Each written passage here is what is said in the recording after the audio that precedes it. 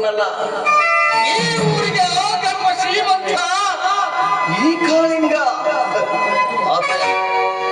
ನನ್ನಗಿರುವ ಒಬ್ಬ ತಂಗಿಯನ್ನ ಯಾರಿಗೂ ಕಣ್ಣಿಗೂ ಕಾಣದಂತೆ ಅವಳನ್ನು ವಿದೇಶದಲ್ಲಿ ಬಚ್ಚಿಟ್ಟ ಕದಿ ಮಕ್ಕಳ ನಾನು. ನನ್ನ ಈ ಶ್ರೀಮಂತಿಗೆ ಯಾವ ತೊಂದರೆ ಬರದಂತೆ ಅದನ್ನ ಮುಂದುವರಿಸಿಕೊಂಡು ಹೋಗುತ್ತಾನೆ ಈ ಊರಿನ ಈ ಶ್ರೀಮಂತ ಕಾಳಿಂಗ ಅನುಶ್ರೀ. ಅನುಶ್ರೀ ಆ ರುದ್ರ ತೇಜನ ತಂಗಿ ಅನುಶ್ರೀ. ಅವರನ್ನು ಮುಂದಿಸಿಕೊಂಡು ನಾನು ನನ್ನ ನಾಟಕವನ್ನು ಪ್ರಾರಂಭಿಸುವೆ.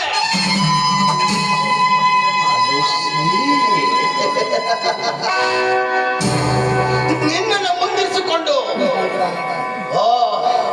ಆ ಪ್ರಕಾಶನ ಮನೆಗೆ ಮಾಡುವ ಯತೀಶ್ರೀ ಪ್ರಕಾಶ್. ಇನ್ನು ಮುಂದೆ ಈ ಕಾಳಿಗನನ್ನ ನಿನ್ನ ಮನೆ ಬರುವೆ ಪೂರ್ಣ ಚಿತ್ರವಾಗುವುದು.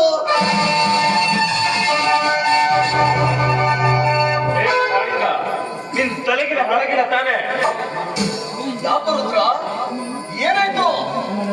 ಆ ಬಡ ಬಿಕಾರಿ ಪ್ರಶಾಂತ್ ಸ್ಟೇಷನ್ಗೆ ಬಂದು ನಿಮ್ಮ ಮೇಲೆ ಕಂಪ್ಲೇಂಟ್ ಕೊಟ್ಟಿದ್ದಾನೆ. ನೀವು ಹೋಗಿ ಅಂತವ್ರ ಹತ್ರ ಸಿಕ್ಕಾಕೊಳ್ತಿರಲ್ಲ. ಅವನು ಸ್ಟೇಷನ್ಗೆ ಬಂದಿದ್ದ. ನೋಡು ರುದ್ರ ತೇಜ, ನಾನು ಮಾಡೋ ಪ್ರತಿಯೊಂದು ಕಾರ್ಯಗಳನ್ನು ಅಡ್ಡವಾಗಿ ಬಂದು ನನಗೆ ಬುದ್ಧಿವಾದವನ್ನು ಹೇಳ್ತಾ ಇದ್ದ.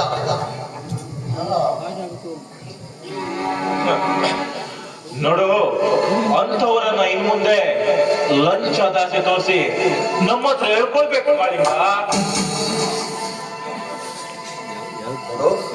ನೀನು ಪೊಲೀಸ್ ಸ್ಟೇಷನ್ ಇರುವ ತನಕ ಅವನು ಬರೀ ಸ್ಟೇಷನ್ಗೆಲ್ಲ ಕಮಿಷನರ್ ಹತ್ರ ಹೋಗಿ ಹೇಳಿದ್ರು ಕೂಡ ನೀನು ಆ ಕೆಲಸವನ್ನು ಸಲೀಸಾಗಿ ಮಾಡಿ ಮುಗಿಸ್ತಿ ಅಂತ ನನಗೆ ಚೆನ್ನಾಗಿ ಗೊತ್ತು. ನ್ಯಾಯ ನೀತಿಯಿಂದ ಬಾಳುವವರಿಗೆ ನಮ್ಮ ರುಚಿ ತೋರಿಸಿದ್ರೆ ಆಯ್ತು ಬಿಡು. ಹಾ ಕಾಳಿಂಗ, ಎಷ್ಟೋ ದಿವಸ ಆಯ್ತು ನನಗೂ ಭೇಟಿ ಸಿಗದೆ, ತುಂಬಾ ಬೋರ್ ಬರ್ತಾ ಇದೆ. ನೋಡು, ನನಗೊಂದು ಮುಖ್ಯವಾದ ಕೆಲಸ ಇದೆ, ನಾನು ಇನ್ ಬರ್ತೇನೆ. ಮುಖ್ಯವಾದ ವಿಷಯ ಮಾತಾಡ್ಬೇಕಾಗಿತ್ತು. ಏನ್ ವಿಷಯ ಕಾಳಿಂಗ? ಅದೇ ನಿನ್ನ ತಂಗಿ ಆ ಬಡ ಬಿಕಾರಿ ಸಂಜಯನನ್ನ ಪ್ರೀತಿಸ್ತಾ ಇದ್ದಾಳೆ.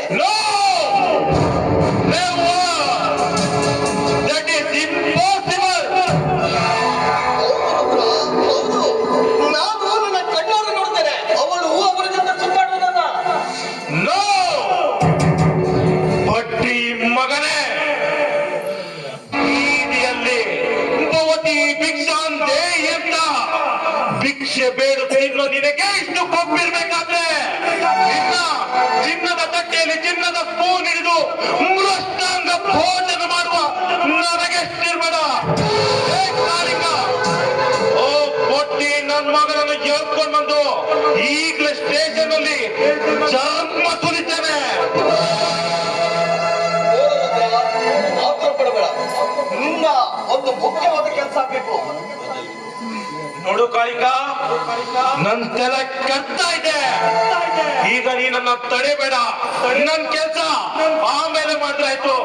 ಓ ನನ್ ಬೊಟ್ಟಿ ನನ್ ಮಗನ ಹುಟ್ಟಾಕ್ಬೇಕು ನಾನು. ಆ ಬಡಬಿಕಾರಿಗೆ ಪಾಠ ಕಲಿಸಲು ಇದೇ ತಕ್ಕ ಸಮಯ. ಅಂದ್ರೆ ನಿನ್ನ ತಂಗಿಯ ಸಂಜಯನ ಜೊತೆ ಮದುವೆ ಮಾಡಿಸಿ ಪ್ರಕಾಶ್ ಹಾಗೂ ಪ್ರಶಾಂತರನ್ನ ಮನೆಯಿಂದ ಹೊರತಪ್ಪುವಂತೆ ಮಾಡಿ ಅವರ ಮುದ್ದಾದ ತಂಗಿಯನ್ನ ನಮ್ಮ ಮಂಚದ ರಾಣಿಯನ್ನಾಗಿ ಮಾಡಿಕೊಂಡು ನಂತರ ಆ ಸಂಜಯನಿಗೆ ನಮ್ಮ ಫ್ಯಾಕ್ಟರಿಯಲ್ಲಿ ಒಂದು ಮ್ಯಾನೇಜರ್ ಪೋಸ್ಟ್ ಕೊಟ್ಟರೆ ಮುಗಿಯಿತು.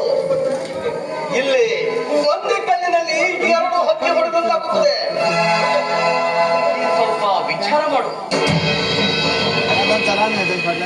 ನಿನ್ನ ಐಡಿಯಾ ಏನು ಸರಿಯಾಗಿದೆ.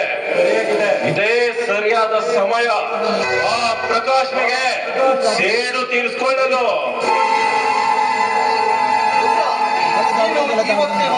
ನಿಮ್ಮ ತಂಗಿನ ಅನೌನ್ಸ್ ಮಾಡಿ ಆ ವಿಷಯ ನನಗೆ ಬಿಟ್ಟು ಬಿಡು ಕಾಳಿಂಗ. ಇನ್ನು ಮುಂದೆ ಆ ಪ್ರಕಾಶ್ ಸೊಕ್ಕಿನಿಂದ ಮೇಲುತ್ತಿದ್ದಲ್ಲ, ಬರುವನು ಬೀದಿ ತಿರುಕನಾಗಿ ಅವನ ಬಾರಲ್ಲಿ ನನ್ನ